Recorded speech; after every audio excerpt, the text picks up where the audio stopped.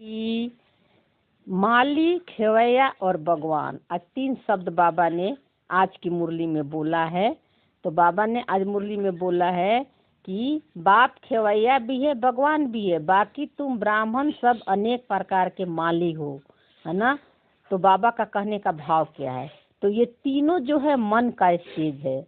भगवान मतलब बाबा का मन, खेवैया मतलब पुरुषार्थी मन जो परमात्मा समान बनने का पुरुषार्थ कर रहा है, जो अपने को खुद को जान गया है और परमात्मा को जान गया है। और माली मतलब संकल्प, थॉट, फीलिंग जो माया के रूप में आ रही है, स्क्रिप्टेड ड्रामा का स्क्रिप्टेड रोल, ये क्या है? सब माली है।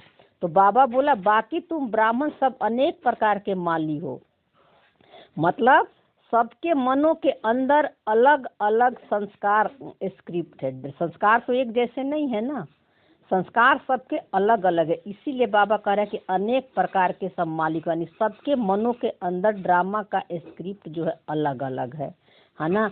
तो बाबा किस मन को खेवैया बोल रहा है, किस मन को बाबा पार लगाएगा? जो मन अपने को आत्मा समझकर रोल से अलग होने का पुरुषार्थ कर रहा है, उस मन को बाबा खेवैया बोलता है ना। और उसी मन को बाबा मीठे बच्चे भी बोलता है ना। जो मन परमात्मा के समान बनने को रेडी है, जो परमात्मा के आज्ञाओं और श्रीमतों को अपने जीवन में प्रैक्टिकल रूप में धारण कर रहा है। ऐसे तो सारे विश्व की आत्माएं बाबा के बच्चे हैं और सारे के मन जो है, सारे मनों का रोल बाबा के अंदर से ही चल रहा है ना। लेकिन पार कौन लगेगा? कौन मन परमात्मा समान बनेगा? जो मन जो है अपने को रोल से अलग, यानी माइंड बॉडी से अपने को डिटैच कर लिया है, उस मन को जो है ना बाबा पार लगाएगा। किससे? माया से पार लगाएगा। पार लगाना मतलब उसको सत्य तक पहुंचने की पावर देगा, शक्ति देता है, समझ देता है ना। तो ये मन भी एक दिन मास्टर भगवान बन जाता है, यानी परमात्मा समान बन जाता है। तो बाबा का कहने का मतलब है कि भगवान, खेवैया और माली का मतलब है तीनों ही मन का स्टेज है ना। तो हमें अब इस दृष्टि से सूक्ष्म ज्ञान में बाबा के मुरली को समझना है।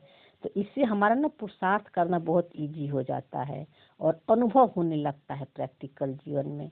इसीलिए देखो बाबा बोला मुगल गार्डन का भी माली होता है ना, उनका पगार भी कितनी अच्छी होती है, माली भी नंबर बार है ना। तो कोई कोई माली कितने अच्छे अच्छे फूल बनाते हैं, फूल में एक किंग फ्लावर भी होता है, सत्युग में किंग क्वीन फ्लावर भी है ना। यहाँ भल महाराजा महारानी है परंतु फ्लावर्स नहीं है, यानी सब माइंड बॉडी में फंसे हुए, इसलिए अभी कोई फ्लावर्स नहीं बने, फूल नहीं बने हैं।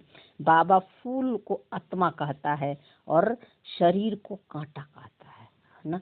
तो इसलिए बाबा कहते हैं कि सब माली जो है नंबर बार हैं, है ना। सबका मन का स्टेज अलग अलग है ना, तो सब तो राजा नहीं है ना।